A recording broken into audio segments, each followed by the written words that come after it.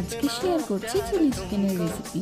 প্রথমে এখানে মাংসের মধ্যে আদা রসুন বাটা, শুকনো লঙ্কার গুঁড়ো, কাশ্মীরি লঙ্কার গুঁড়ো, গোলমরিচ গুঁড়ো, স্বাদমতো নুন, 1 চামচ ভিনিগার, 1 চামচ সয়া সস দিয়ে ভালো করে মাখিয়ে আধ ঘন্টা রেখে দিলাম। এরপর এই ম্যারিনেটেড চিকেনের মধ্যে দিয়ে দিচ্ছি 2টো ডিম আর কর্নফ্লাওয়ার দিয়ে আবারও ভালো করে মাখিয়ে নিয়ে তেলের মধ্যে পকোড়াগুলো ভেজে তুলে রাখলাম।